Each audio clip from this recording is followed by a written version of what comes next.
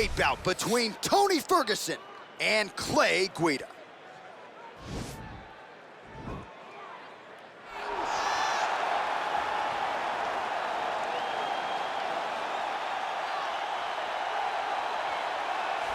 Well, it's always exciting when you have such a high-level Brazilian Jiu-Jitsu practitioner. This man has been a master of the submission in the UFC, and even though a lot of people know what's coming, more often than not, they're unable to stop it. Because the knowledge of the Jiu-Jitsu game is truly something that it's hard to replicate when a guy is as good as he is.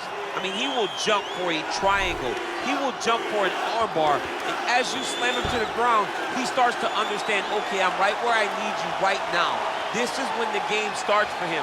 If he doesn't secure that submission, he gets you where he needs you to be in order to start to really make you drown. It's like going in deep water and getting pulled down over and over again, because every time you think, if I do this, it'll make it better, it just makes it worse. And best of luck trying to find a training partner to simulate this guy in the gym. It can't happen, and it won't happen. All right, so here he is, DC, the one, the only Tony Ferguson, the former UFC interim lightweight champion, and the man who was the first to accrue a double-digit winning streak in the division, 155 pounds, that most people believe is the best and deepest in the UFC. It has long been the deepest division in the UFC, and Tony Ferguson has maneuvered his way through that and had eventually captured the interim lightweight championship. One of the most diverse strikers that you've ever seen. I mean, the elbow he hit against Josh Thompson to split him open was unbelievable. And couple that with the college wrestling background, and every time you step into the octagon with Ferguson, you know you're going to have your hands full. From him walking to the octagon, dancing, to getting in there and being so free-flowing, Tony Ferguson is one of the best fighters on the UFC's roster. He really thrives under the bright lights. He is a finisher of the highest order. His training habits are truly the stuff of legend. Eddie Bravo talks about this guy training for 6 hours straight. Probably ill-advised for most fighters, but El Cucuy can do it. He can do it. Ladies and gentlemen, this is the main event of the evening. And when the action begins, our referee in charge of the Octagon, Herb Dean. And now, this is the moment UFC fans around the world have been waiting for. Live from the sold-out United Center in Chicago, Illinois. It's time! 5 rounds in the UFC lightweight division. Introducing first, fighting out of the blue corner. This man is a freestyle fighter holding a professional record of 36 wins, 18 losses. He stands 5 feet 7 inches tall, weighing in at 155 pounds. Clay, the Carpenter Guida!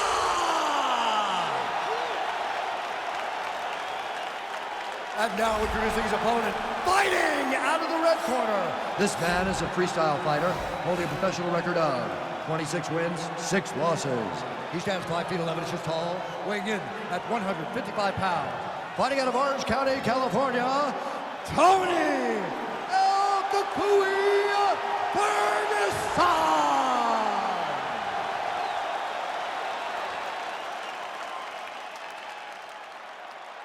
You've been given your instructions in the dressing room. Protect yourself at all times. Follow my instructions. We will have a clean fight. Touch gloves, let's make it official.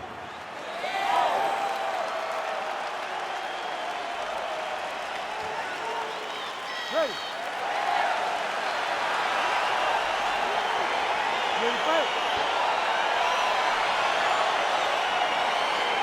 All right, folks, fasten your seatbelts. This could end up being a very technical, very entertaining fight.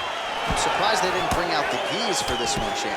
I mean, you would have thought, as a jiu-jitsu watcher, that you would see these two competitors. Whoa! Oh, big left.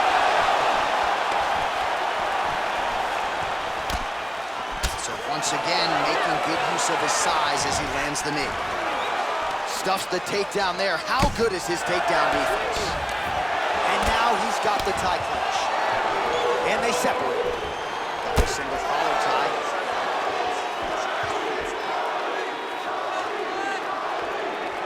Finds a home for that left hook.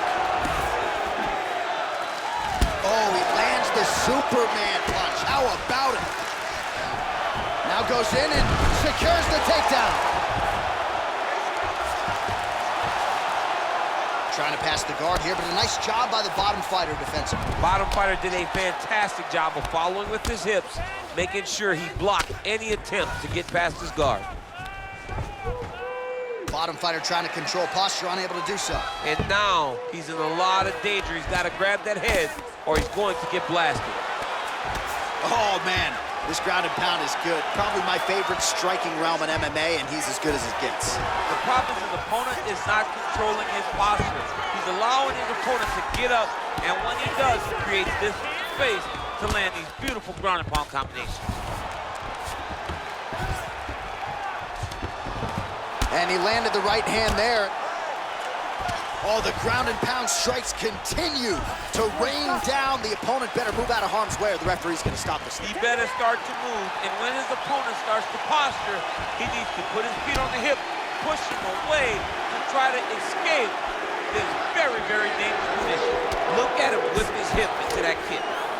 Well, no problem getting inside to land that straight punch. He's got a huge edge and reach, and he made good use of it there. Oh, now trying to isolate an arm, DC. He needs to move his hips back to cover. He cannot allow him on that angle. He's attacking armbar now. Oh, he picks him up and slams him down. Big explosive slam to lift him and slam him out of that armbar. Go right into side control. Now let's see what he does, right? Sometimes when you do that, the choke or the submission can get tighter, but he was able to evade it there. Yes. Well, not ideal to spend this much time on the bottom, but you can't fault him for his activity. Landing strikes here from the bottom. Nice work by Tony Ferguson. All right, half guard position here, DC. You have an extra hop in your step when you talk about fighters working out of this half guard. Oh, man, I like half guard as a top fighter. I understand half guard as a bottom fighter. Don't want to be there. It's very dangerous. But if you are there, you have to be winning the position of the underhook. It opens up so many opportunities for you to either escape or sweep.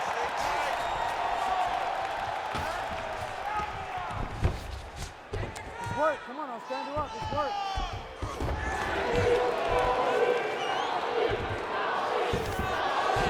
All right, bottom fighter here, maybe looking to hip escape, DC.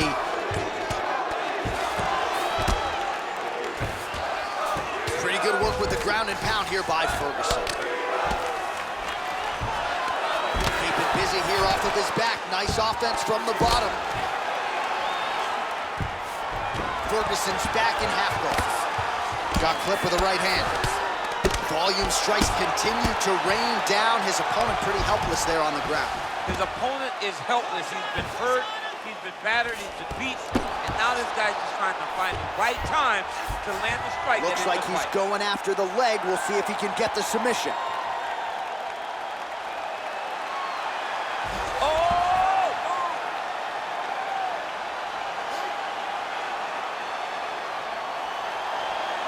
Oh, we're getting a finish here.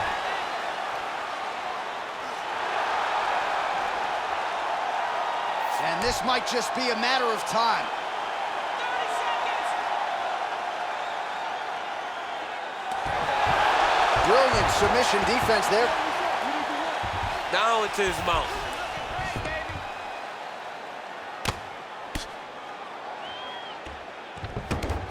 Well, the ground and pound is there once again. Strong work here by Guida. Final seconds of round one.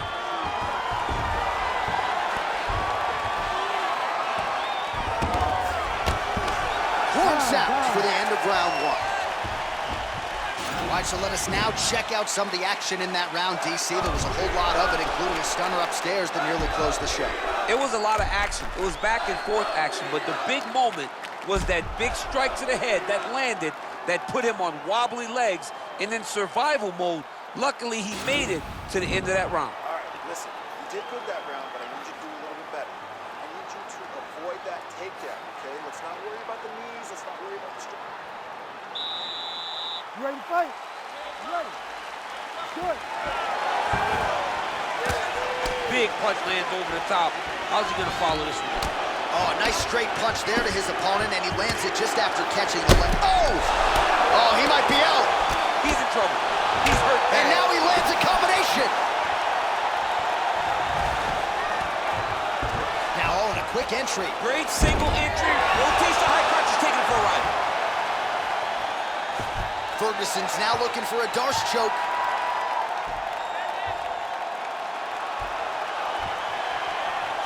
Oh, nice.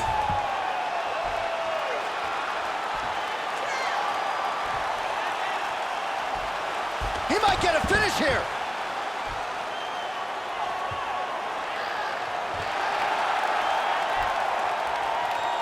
And this might just be a matter of time. Wow. Ooh, right into side control, DC. This is where you want to be now because you get to make your opponent decide. They try to turn back into you, you can attack guillotine. If they turn away to try to get to your knees, you throw your hooks in and you got all your rear choke submissions.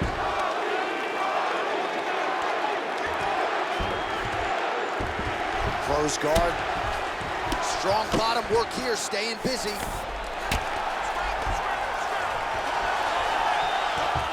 Oh, useful strike on the ground that was.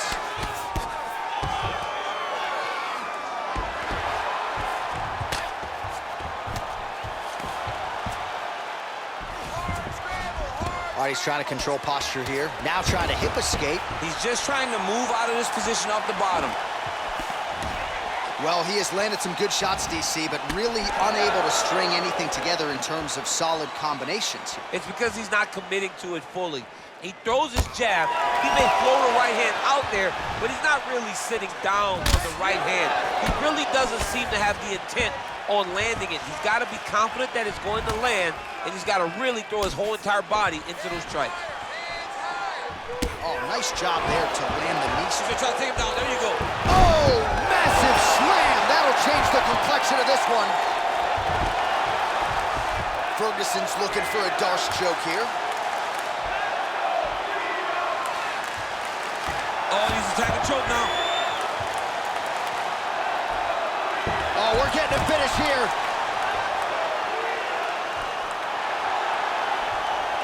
And this might just be a matter of time.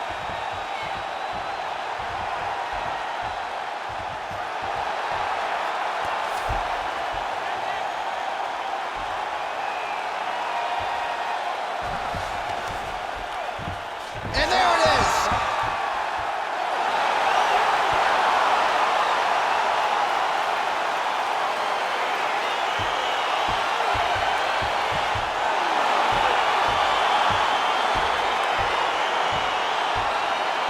So there's the horn. That means it's the end of the round. And get that man a singlet, man, right? Offensive wrestling on point tonight. That was a tutorial. That was every single takedown you could secure in a fight.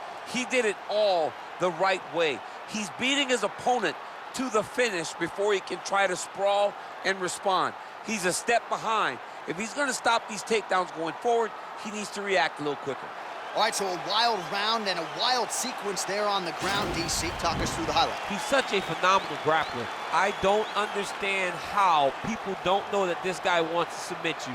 He is the best grappler, best submission specialist we've seen in a long time. Ladies and gentlemen, referee Herb Dean's called to stop this contest at 2 minutes, 52 seconds of round number 2. Declaring the winner by submission due to a Darce choke, Tony Ferguson!